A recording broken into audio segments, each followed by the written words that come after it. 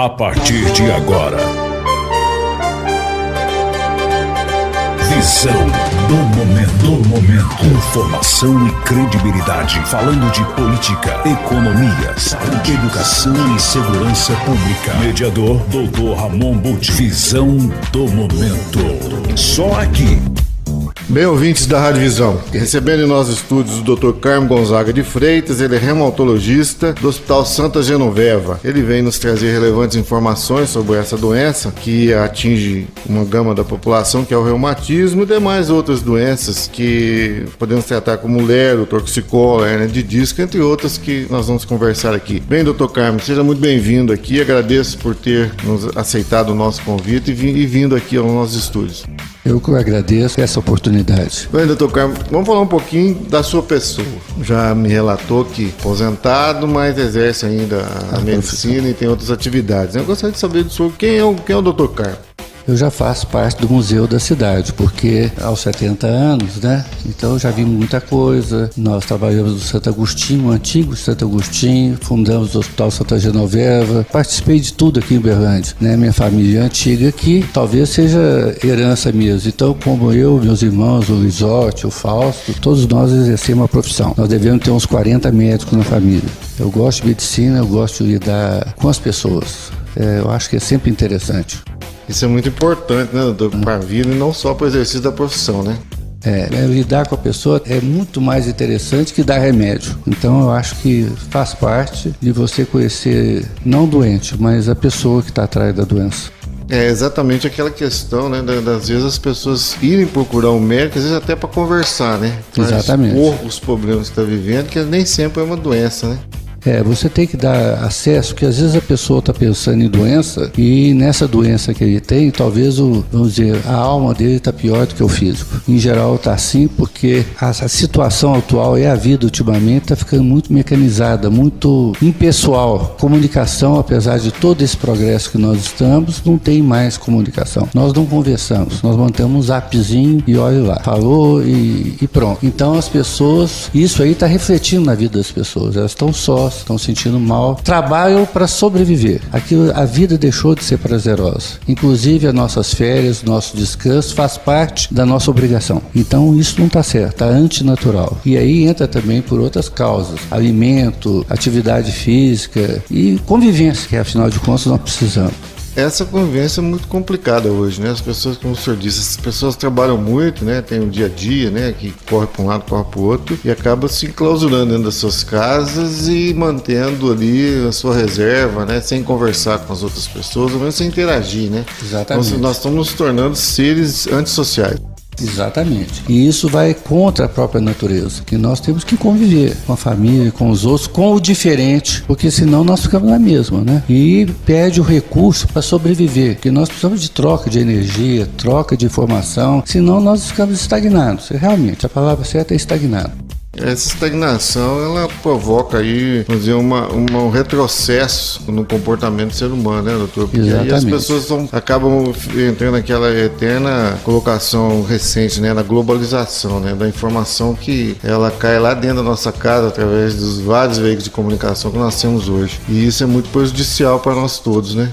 Então eu acho que sobre certos aspectos, sobre como pessoal, espiritual, nós estamos evoluindo, nós ficamos desinformados. Não é nem analfabetismo, a pessoa está perdendo o conhecimento do todo. Outra coisa, a família está deteriorando, então não sei por que estão abafando o termo familiar. Você só pode ir para adiante se você tem um passado, você tem uma estrutura do passado. Então isso te dá uma linha de conduta, eu saio daqui e vou para lá. E aquilo aí você vai assimilando o que está ao redor para você evoluir. Então, com essa falta de comunicação, essa falta de expansão, as pessoas estão implodindo. Então não está ruim, elas estão doentes mais de mente do que de físico.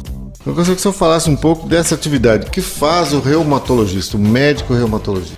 A doença reumática é uma doença que acomete o corpo todo, não é só dor na articulação. O bom reumatologista ele tem que ser um excelente clínico, porque doença reumática acomete a articulação, acomete o fígado, o pulmão, o coração, o rim, a pele, a cabeça. Então tem pacientes que adquiriram alguma doença reumática, mas a alteração foi comportamental, foi um distúrbio também não só psíquico, como neurológico. Então, vendo essa abrangência, a doença reumática é muito mais complicada do que o pessoal pensa. Não é uma bursite, não é uma tendinite, não é dor de cotovelo, não é uma gota, não só uma artrite. É uma doença muito mais global. E para isso o médico tem que ser muito bom clínico, tem que ter uma boa informação. O que está acontecendo hoje? As pessoas tratam a dor, elas não tratam a doença. Elas não se tratam. Então, além da medicação, tem uma série de coisas que nós temos que abordar para tratar uma doença reumática. Não é só uma fisioterapia ou só um exercício. Não, é uma política de vida que a pessoa tem que adotar. Então é conceituado, né, pelos antigos que o reumatismo era uma inflamação do sangue, né? Isso. Era isso, né? Era dito popular, falava isso. Existia até aquela expressão, reumatismo infeccioso do sangue, que eu não sei o que é. Pois é. Era o nome que eles davam antigamente para febre reumática, que é uma doença ocasionada por um estreptococo, não é qualquer estreptococo na garganta, é o estreptococo beta-hemolítico do grupo A, que desencadeia uma reação anormal do organismo. E nessa reação anormal dá processo na válvula do coração, então no músculo do coração. Então, as pessoas desencadeando isso, fora a dor articular, era necessário naquela época tomar um bezetacil, uma penicilina para tratar o estreptococo. Então, com isso, não sei como é que apareceu o reumatismo infeccioso no sangue, porque antigamente não tinha muito exame para a pessoa fazer o diagnóstico. E o conhecimento clínico talvez seja muito pequeno. E muitas vezes a pessoa, qualquer dorzinha, bezetacil, você está com reumatismo no sangue. E não era verdade.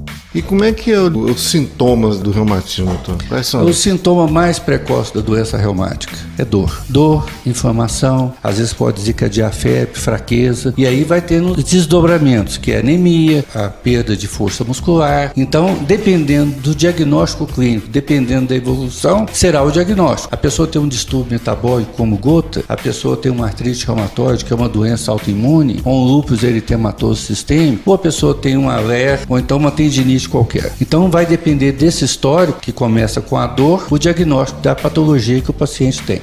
Entendi. Aí tem os exames complementares. Vai ter o exame complementar. Então é um cuidado que a pessoa também tem que ter, que as pessoas fazem o exame e chegam, bom, eu tenho reumatismo, doutor, está aqui o exame. Não, não é. O exame desse diagnóstico não precisava mais do médico. Então o diagnóstico ainda é exclusivamente clínico. O exame complementar é o nome que nós damos. É um exame complementar. Ele complementa o diagnóstico clínico. Ele vai dar uma fotografia daquela situação do paciente naquele momento. Que aí nós poderemos posteriormente inclusive avaliar se ele está igual, melhor ou pior. Esse exame complementar seria só o exame de sangue ou tem outros? Tem exame de sangue, ultrassom, raio-x, tomografia, ressonância. Vamos dizer que o exame deu uma alteração inflamatória. Então dá um valor X, daqui 1 mês, 2 meses, 3 meses, nós iremos comparar para ver se ele melhorou dessa inflamação, se a anemia está em menor intensidade, se a pessoa não está bem nutrida ou não, e por aí vai. Se não deu uma lesão em alguma parte do corpo, ou pulmão, rim, ou coração, então tem que ser feita essa avaliação. O exame que identifica a inflamação no organismo, né, ou mesmo no sangue, qual que é, doutor? Geralmente nós pedimos para inflamação, VHS, proteína C reativa. Isso aí daria até numa gripe, uma dorzinha de garganta e uma doença reumática. Daí a necessidade de você ter o conhecimento da clínica do paciente. O exame sozinho vai dizer que existe uma alteração inflamatória, mas não sabe a causa. Quando o senhor coloca do exame clínico do paciente, seria o exame geral do paciente. É histórico do paciente, é o que você me conta, e em seguida eu vou examinar dependendo da sua queixa, e baseado na sua história clínica, na sua evolução, aí eu faria o pedido do exame, para direcionando para os diagnósticos diferenciais. Esse paciente tem artrite, é lúpus, é gota, é uma doença reumática infecciosa, qual que é o diagnóstico? Para poder ser bem tratado. Através do exame de sangue há a possibilidade de identificar todas as doenças. Não, identifica justamente com o dado clínico. A sua história clínica que é importante. É ela que vai direcionar, ela que vai definir, diagnóstico, ela que vai diagnosticar. O que acontece hoje? Hoje em dia, principalmente no serviço público, o médico, o colega, ele não tem condições de fazer uma história definida. E as pessoas vão em última hora. E eu gosto muito de frisar isso. As pessoas, para qualquer passadinha de mal, eles vão no pronto-socorro. Pronto-socorro é para emergência. não é um serviço ambulatorial. Então o médico teria que ter, teoricamente, a capacidade e o tempo determinado para fazer uma avaliação do paciente, a história clínica dele e o laboratório. Então o paciente chega, doutor, eu estou dando nas costas, raio-x e toma esse remédio, vem daqui a pouco para buscar. Então, troca gato por lebre.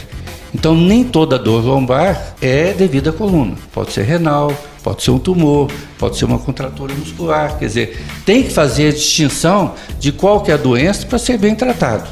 E esse é um dos motivos em que se acumulam pessoas para serem atendidas nas UAS e nos pronto-atendimentos. Exatamente. A procura é errada. A pessoa que tem uma doença ambulatorial é no ambulatório. E não vai na última hora para um pronto-socorro.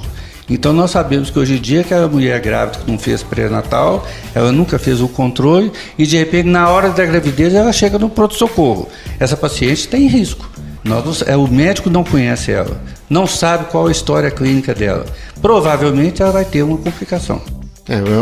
Seria uma forma de uma prevenção, né, até de uma triagem desses pacientes, em tese, para evitar esse acúmulo de pessoas aí no pronto atendimento, né, doutor? O que nós estamos acontecendo assim, não está tendo um investimento há muito tempo na saúde. Então, o governo raciocina em termos de propaganda. Olha, nós atendemos 100, 200, 2.000 pacientes nesse ambulatório. Então, se você chegar lá com dor de cabeça e te der Novalgina, ele acha que isso é um atendimento. Isso não é um atendimento.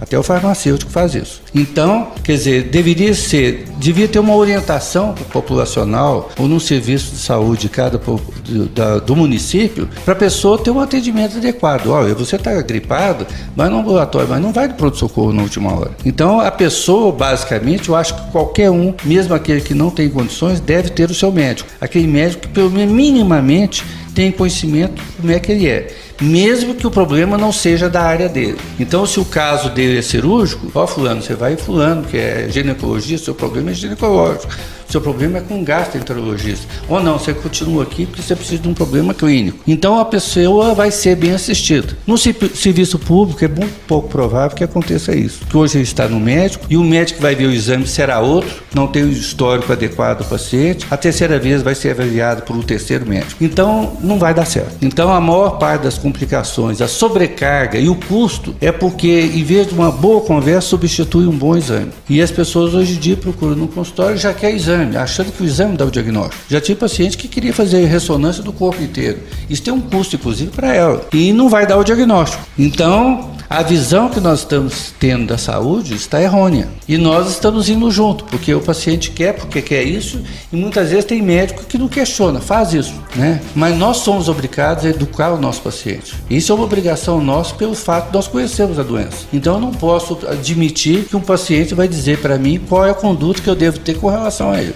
E a população está adoecendo mais? Isso aí é uma constância em razão de quê? Porque não tratam, eles tomam remédio. Tratamento é uma coisa. A automedicação? Exatamente. E a outra coisa da automedicação. Mulher, por exemplo, é muito comum ter infecção de urina. Então ela teve uma infecção urinária, ela vai no médico, vamos dizer, seja ginecologista ou clínico, detecta uma determinada infecção, fazendo ou não o exame, ele dá um antibiótico. Eu acho que para tratar uma infecção, eu preciso saber qual que é a bactéria que eu estou tratando e qual que é o antibiótico adequado. Então aí já pode ocorrer um erro. Mas vamos supor que o médico fez a conduta correta, fez o exame de cultura de urina, exame de urina, deu uma determinada bactéria e deu um determinado antibiótico e ótimo, maravilhoso. Daqui 3 meses, a mulher tem a mesma infecção, provavelmente pode ser a mesma bactéria, e o médico, sem fazer exame, dá o mesmo antibiótico, o paciente toma o antibiótico.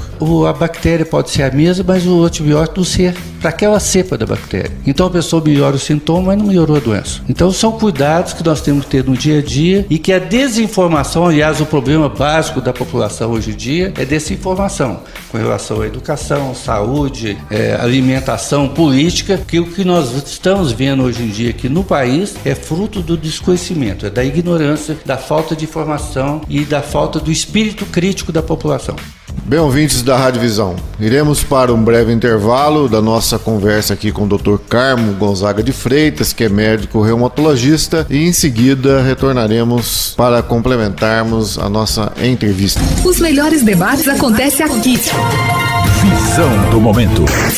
Bem, ouvintes da Ravizão, retornamos aqui com a nossa conversa com o Dr. Carmo Gonzaga de Freitas, médico reumatologista, que está nos dando grandes informações a respeito das doenças reumáticas, bem como seu tratamento. Bem, Dr. Carmo, o que a gente pode falar aos nossos ouvintes sobre a LER, a lesão de esforço repetitivo? Quando você sobrecarrega uma determinada articulação, os esforços repetitivos. O que está acontecendo conosco? Hoje o dia o conforto está matando a gente. Nós não temos atividade física, nós temos atividade mental. Antigamente você usava aquela máquina Hamilton do tamanho de uma máquina de lavar roupa e trec, ninguém tinha LER. Mas você vivia 20 km por hora. Hoje a pessoa tem que fazer a mesma coisa em 1 minuto, a 300 km por hora e tem determinada meta, tem que fazer determinada rapidez. Paciente, as pessoas não estão no ritmo delas, estão no ritmo que o trabalho exige. Então ele está uma pessoa que só consegue correr 50 km por hora, ele está 100, batendo no computador, que é aquela teclinha que mal precisa de tocar, mas ele está tenso, ele está todo contraído. Então existe uma sobrecarga do músculo e do tendão e da articulação dessa pessoa. E aquilo vai inflamar, aquilo vai tensionar, pode inclusive romper. Então, o que a pessoa tem que fazer? Cada um de nós tem que saber qual é o nosso limite. Se eu carrego 20 quilos, eu tenho que carregar só 20 quilos, eu não posso carregar 21. Se eu funciono a 50 km por hora, eu não vou andar 51 km por hora. Por quê? Eu tenho que obedecer o limite do meu corpo. Então, grande parte desses problemas de LER, tendinite, dor lombar, esses problemas mecânicos do organismo, é que o organismo está sobrecarregado fisicamente e não está preparado fisicamente também, com preparo físico, para aquela atividade que a pessoa está exercendo. Não vou contar o aspecto mental, porque tem pessoa que é tranquila, então vai na maciota. Mas essas pessoas, em geral, são mais tensas, são mais ansiosas, são mais inseguras e sobrecarregam o organismo numa condição que ele não tem. Então vai dar problema. Quando o senhor diz que essa lei de lesões de esforços repetitivos, ela provoca uma inflamação. Inflamação. Não é infecção. Inflamação. De tendão. O que difere uma infecção de uma inflamação? Na infecção, tem uma bactéria, existe uma lesão infecciosa. Aí não vai necessitar, não é anti-inflamatório. Às vezes pode até associar, mas vai ter que tratar de uma infecção que deve ter uma determinada bactéria naquele local. E tem que ser o antibiótico acessível isso. Não, a lesão de esforço repetitivo, o nome está falando, é o esforço que foi inadequado para aquele local. Então machuca. Houve uma reação do músculo. Exatamente, igual eu sou sedentário, eu não posso jogar futebol. Então eu vou jogar futebol, eu vou provocar alguma lesão no joelho, no pé, na perna, no músculo, qualquer um, porque eu não estou preparado para aquele esforço. Então vai machucar, vai inflamar. É diferente de uma infecção. Com o sedentarismo, como o senhor colocou. Não, mesmo a pessoa que faz o hábito, a prática de esporte. Mas ele faz mais do que ele está habitual. Vou dar um exemplo, o que é esforço? Você pega aquele chapa que carrega 100 quilos, mas ele não consegue bater bolo, ele não consegue fazer tricô. Se ele bater bolo, ele vai ter uma LER, ele vai ter uma tendinite. Por quê? O corpo dele está preparado para pegar o saco de 100 quilos, mas não é para pegar a colherzinha da vovó e ficar fazendo isso. Então a palavra que nós temos que usar é adequação. Nem sempre as pessoas estão fazendo aquela atividade que é adequada para o corpo dele. Isso também está ligado à postura? Lógico, postura. O que está acontecendo hoje conosco? Nós somos automóvel, cadeira, cama e controle remoto. Todo mundo sentadinho. Então nós estamos atrofiando, nós estamos perdendo a nossa capacidade física. E de repente o indivíduo que só fica automóvel, cadeira e cama e controle remoto, ele quer fazer um esforço maior, quer jogar futebol, quer fazer... Ele não tem preparo para isso. Então o exercício não precisa ser intenso, mas tem que ter uma quantidade adequada no ritmo do seu organismo. É aquele indivíduo que é sedentário e vai para academia e vai carregar 30 quilos de um lado, 40 quilos do outro, vai fazer um leg press de 300 quilos. Para que ele vai fazer isso? Ele não é atleta olímpico, quer dizer, ele não é um campeão de nada. Então, o que nós percebemos? Compara um indivíduo sedentário e um indivíduo atleta no fim de vida. O atleta está sofrendo mais. Por quê? Ele sempre viveu no limite do corpo. Então, o corpo está lesionado, ele tem lesão articular, ele tem lesão muscular. Não, e o que fez o sedentário? Ele vive no ritmo dele. Ele não sobrecarregou o corpo dele, ele poupa o corpo dele. Então, existem essas diferenças. Daí que é importante a história clínica para saber quem é esse paciente que eu estou tratando e de que eu estou tratando. A LER, doutor, ela é crônica?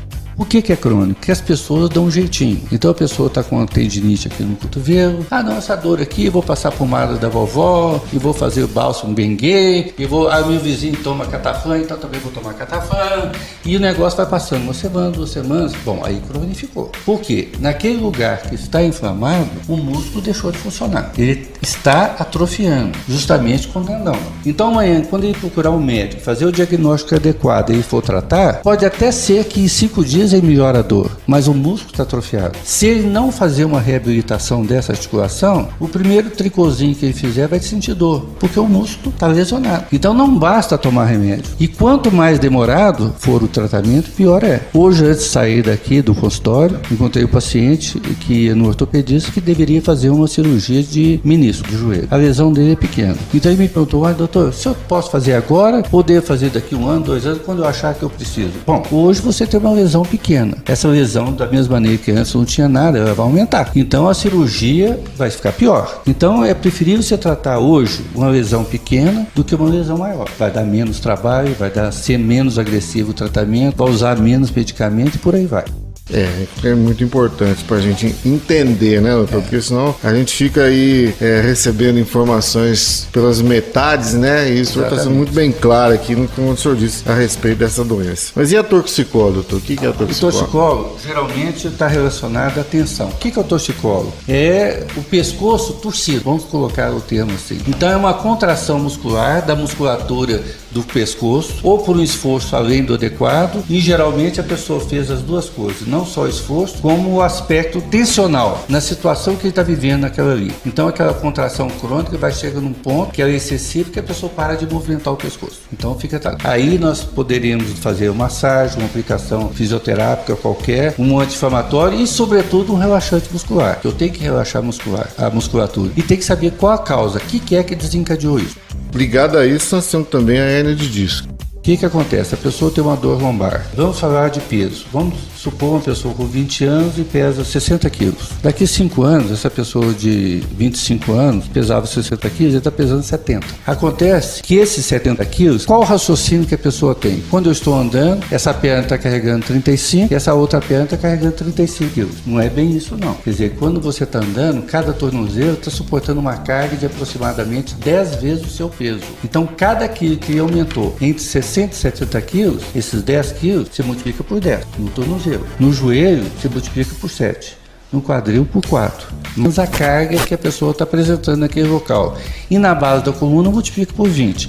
Então, uma pessoa sentada numa cadeira, sem fazer nenhum esforço, o último disco da coluna está suportando 20 quilos. 20 quilos, 20 vezes o peso dele. Então eu já tive paciente que fraturou a vértebra com um espirro. Depende do jeitinho. Não basta aquele esforço. Depende da maneira que foi feito esse esforço. Então o que vai acontecer? O corpo está adaptado para um determinado peso. Vamos dizer 60 quilos. E aumentou para 70, 80, 90 quilos. E vive o dia inteirinho numa cadeira ou dentro do automóvel. A musculatura, a sobrecarga articular, a sobrecarga do disco está aumentando geometricamente. E não tem músculo para sustentar. Vai uma hora que aquilo vai ultrapassar o limite de resistência daquele disco. Então ele pode herniar. Como é que é um disco? O disco é como se fosse uma cebola com aquelas camadas e lá no centro tem uma substância gelatinosa. Então aquele disco é uma almofada que fica entre as vértebras que amortece o impacto da pessoa. Então esse é o nosso problema hoje em dia. Os nossos avós era enxada, machado, era o dia inteirinho. Eles trabalhavam 12 horas por dia de sol a sol. Hoje a pessoa que faz exercício, forte ou não, ele está achando que está fazendo grande coisa. Não está.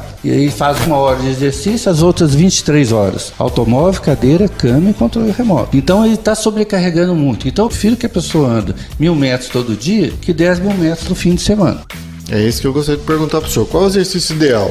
Fala-se que nós temos que ter uma atividade semanal em torno de 180 minutos, outros falam 90, outro batimento cardíaco tem que passar de 130 para o exercício fazer efeito e outras coisas que a gente ouve por aí. Qual o exercício ideal e qual o prazo de duração deles ou o tempo de duração deles, doutor? Simplificando, colocando a coisa básica. Se a pessoa dá 20, 30 minutos, umas 4 vezes por semana, a pessoa está usando o corpo dela. Está aumentando a capacidade cardiorrespiratória. Então ele está aumentando a resistência física. Tá? Não precisa ser um atleta. E fazer algum exercício que nós chamamos de anaeróbio, tipo musculação. Mas não é musculação de muito peso, para trabalhar a musculatura. Para quê? para ter capacidade física. Eu preciso de força para entrar e sair do carro, pegar uma cadeira, voltar. Eu não preciso carregar 50, 60 quilos. Importante o senhor dizer isso. Isso é uma educação física. Eu não estou virando um atleta. Eu estou usando aquilo que eu tenho. Para fazer a manutenção do seu corpo. Exatamente. Funcionando bem. Adequadamente. Não adianta fazer demais. Tudo demais não é bom. Até água, né? Claro. O senhor falou um pouquinho sobre homeopatia, né? O senhor falou que você fez uma especialização em homeopatia. Só uma curiosidade, a homeopatia substitui a medicação convencional? É verdade ou não? Vamos passar por uma coisa. A homeopatia trabalha com o simílimo. O médico vai dar para ele um medicamento que, dado a ele, normalmente, ia produzir aquela doença que ele quer tratar. Esse é o princípio da homeopatia. E é muito interessante a homeopatia, é a diluição. Quanto mais diluído, mais potente ele é. Então, se eu pegar o sal, pôr na água, pegar um copo, dividir 2, 3, 4 vezes, mas se eu fizer 100 vezes, já não existe nem a substância, mas ele atua. Então, a homeopatia tem algo de energético. O que acontece? Por exemplo, uma pessoa que é hipertensa, ou então tem insuficiência cardíaca, existe o medicamento padrão clássico, então é o risco eu adaptar essa medicação homeopata para essa determinada situação. Por outro lado, em criança, numa alergia, um problema gástrico, ou distúrbio, às vezes muito emocional, a homeopatia funciona muito bem. Agora, tem que ser o médico homeopata. Não basta dar o remédio homeopata. E tem que acompanhar o tratamento. Tem que entender, porque o homeopatia não é isso. Eu estou com dor de cabeça, eu estou Novalgina. Muitas vezes você vai dar para dor de cabeça um remédio que atua em outra coisa para funcionar na homeopatia. Entendeu? E muitas vezes nós fazemos uso de alguma medicação que nós sabemos que funciona, mas ainda nós não sabemos exatamente como isso ocorre. Quer dizer, nós não sabemos muita coisa. Bem, doutor Carmo, nosso tempo já se esgotou, né? Nossos 30 minutos. Eu gostaria de agradecê-lo por ter vindo aqui falar conosco, né? E deixar à vontade para o senhor fazer as considerações aí que o senhor... É sempre um prazer dar informação. Essa é nossa obrigação, nós temos que fazer isso. Nem sempre nós temos oportunidade. Por essa razão, eu quero agradecer essa oportunidade. E, como você percebeu, é muito pouco tempo. 3 horas, 4 horas, 5 horas é pouco para a gente falar tudo que a gente tem, porque a natureza humana é rica. Então, vai variar. Mas, de qualquer maneira, eu quero agradecer essa oportunidade. Foi muito bom. Eu que agradeço, doutor Carmo. E retornaremos a semana que vem com mais outra entrevista de interesse de todos. Até lá. Os melhores debates acontecem aqui. Visão do momento. Só aqui. Visão FM.